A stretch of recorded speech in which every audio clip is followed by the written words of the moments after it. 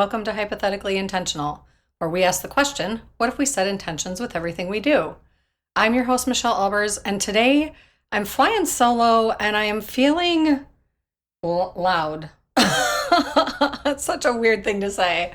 I just am feeling like I'm supposed to talk about tarot today, partially because I've had a handful of people talk to me about how when they post about tarot, inevitably there's comments that tell them it's wrong or it's bad or it's something to be afraid of, or that it's pick your judgment. And I was sitting down to talk about tarot, and my intention for today is to just listen and be divinely guided, which is a little bit ironic because most of the judgment that comes about tarot says that it is of the dark and not of the light. So I find that a little bit comical. But the thing is I get it. I started there. I started absolutely resistant to tarot, as well as it was just a hard no for me for a really long time. And then over time, it just sort of kept showing up in classes or in it would randomly be on a podcast I was listening to, or as I scrolled through YouTube. This is ages ago. I mean, my first tarot experience was in 2012. And until then, I completely resisted it. Even that experience, I was like, I'm not really sure how I feel about this, but I trusted the person that I was with. And so I just, for some reason, said yes. And then just kind of dabbled with what tarot is and what it meant to me, and if it was actually a tool that could be useful on my journey. And it turns out my answer was yes. Tarot has helped me connect with my intuition. Tarot has helped me get out of swirls. What really got me to lean all in on tarot was I took a class, and they talked about how tarot, the suits, whether it be major arcana or minor arcana, is the psychological lesson. And it's the journey of the lesson. And it's the journey, like the human journey through life in various situations. Each suit has a different, context, and major arcana is soul level stuff. And do I think tarot could be quote unquote evil? Sure, if you use it that way, just like many other tools. If you're using it with your intention to be evil, I don't even like that word, but to not be of the light, then yeah, that's what it's going to be. And if your intention is simply to pull a card and read from the book and see if that resonates with you at all, it can be very logical, and it doesn't have to do anything with intuition. And if you are intuitive and this is part of your spiritual practice, and I mean, you don't even have to have those things combined, but if that's how you use it, then that's how you use it. I think tarot and divination cards and oracle cards and all of those things can be very personal. And I think they can be very logical and linear and not part of a major practice. And I think they can be extremely spiritual and of the light and supportive on our journey. I think sometimes, often, when we're on a healing journey of personal transformation, we get to this place of just, it's so messy, and we're so in a pattern or in a loop, whether that be a thought loop or an emotional loop, or just like that habit that isn't serving us anymore. And we've tried all the different things and nothing has really resonated. Sometimes it's things like tarot coming from a person who has your best and highest good, who can invite you to ask your ego to just step aside for a hot second and ask you to connect with your highest self, and invite any guardian angels or spirit guides or, divine beings, divine power, creator, source that can connect with you and that can deliver a message. It's like braiding human and divine. It can be. And sometimes those moments, those simple moments of I don't know why I'm called to go have this reading, but I have been, and it keeps kind of coming back in front of me. And then when we decide to give it a go. So many times, I can't tell you the number of times that I've been like, I think I need to get a reading. I think I'm supposed to not do this for myself. I think I'm supposed to lean into my sangha, my people, my sacred circle, and I think I'm supposed to ask someone else for guidance. And the cool part about tarot and oracle cards is that there's so many layers. I mean, I'm sitting here holding the Fool card, circling all the way back to what I think I started to say at the beginning of this. Because when I was thinking about the podcast this week, I was like, I just think I'm supposed to fly solo and talk about tarot. And I was like, I think I'm supposed to just hold the Fool card in my hand. And I think I'm just supposed to talk about the journey and maybe my journey a little bit, and that it can be whatever you make it. And so I grabbed my Lightseers Tarot. That just so happens that my pocket Lightseers Tarot happens to be in front of me. It's by Chris Ann. And I was like, I think I'm supposed to find the Fool. And I literally picked the cards up out of the box. I turned them over to look for the Fool, and it was on the bottom. And I was like, oh, well, hello.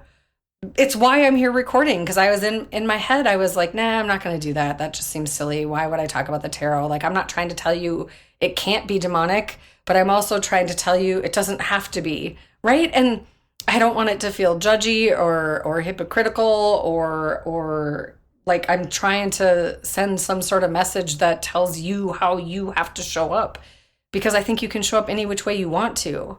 But for me, I needed the safe person to invite me to just give it a go, to literally change my perspective and shift my life. But there was an invitation. There was no requirements. There was nothing demanded of me. And there was an understanding that I was a little bit afraid. And shout out to Tanya Boyganzon, because she just has held so much space for me over the years. I mean, I consider her my main teacher, and she understood that I had a lot of fear and understood that I wasn't sure how I felt about me. I wasn't sure how I felt about me. I wasn't sure how I felt about why I was here or what my purpose was or how to connect with my highest self. Certainly, I pretended I knew how to connect with my soul, but I really just didn't. It all felt like I was trying so hard and it wasn't really getting me anywhere. And I'm not saying tarot is the only thing that got me here. Not at all. If I hadn't found tarot, would my life be the same? Well, no, because there wouldn't be tarot in it and I wouldn't be teaching it and have community around it. And also, would I be just, would I have done the personal development work that I've done and got healing and all of that? Yes, I don't think tarot is required. I think there's a lot of different ways to find healing.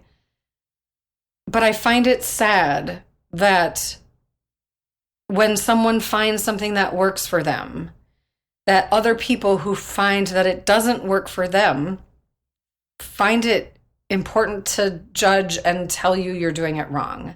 And that's the piece for me that I feel like, sure, it's not for you and it doesn't have to be, and that's okay. But is it also okay that it might be for someone else and that it can be a good thing and it can be for our best and highest good? It's funny because as I say these things, I reflect back to who I was before I started my really deep healing journey. And it wouldn't have been okay for me. I had very specific words that were safe. I had very specific pockets of things that were safe. I had my own practices that were safe then.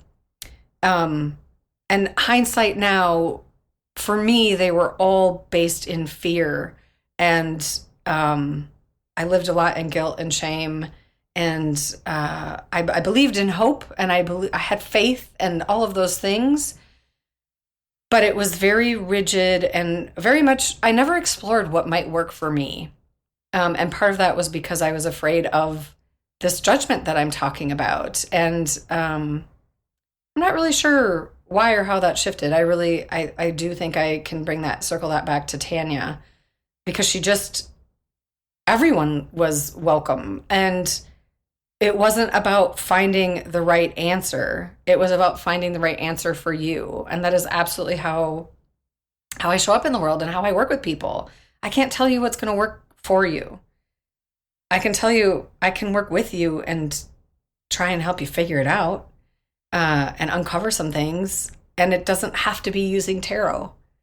And also, maybe you're called for it to be tarot. Tarot just has such a bad rap, and I find it fascinating, and I also get it. And I guess I'm just asking that maybe you consider that what works for someone else might not work for you, and that's okay. It doesn't make it evil or terrible for them. And so, I don't know. I'm staring at this Fool card, and if I were to describe it, it has a lot of blue on it, and there's this young woman standing almost like on a cliff, or it's like a little ledge. It is like a cliff, but it's like the rock formations that kind of stick out over the water, not like a straight down cliff. And her arms are out, and she has, I think it's a light in one hand and a wand in the other. And there's light behind her, there's sky. It feels like all the elements are here. There's water, there's air, there's light, there's earth. And the wheel of life is here. And it just feels hopeful. And it feels like there's a surrender in her. Like she's kind of looking up. It looks like her face is upward, and it looks like her eyes are closed. It looks like her hair is blowing in the wind. She's wearing a yellow dress, which to me just screams courage. And she's almost looking like she's going to free fall backwards into the water and see what happens. It's like that leap of faith. And if I wouldn't have taken that leap of faith so long ago in 2012, that's how long ago it was. I don't know where I would be today, but I have a sneaking suspicion I might be a lot more in my fearful, judgmental self, and not so much into the let's just create space and see what happens. Let's see what feels right. I'll see what feels right for me. You see what feels right for you. And if we're living from a place of love and from our highest good, how can that possibly be wrong? That's sort of where I'm at today. I'm very grateful that tarot is in my life. I'm honored to be a teacher. My tarot teacher, Sal Jade, is absolutely amazing, incredible. And tarot isn't just about doing a reading for her either, which is one of the reasons I resonated with her so much. It's about healing. It's about finding yourself and what you need in any given moment. And I find that beautiful.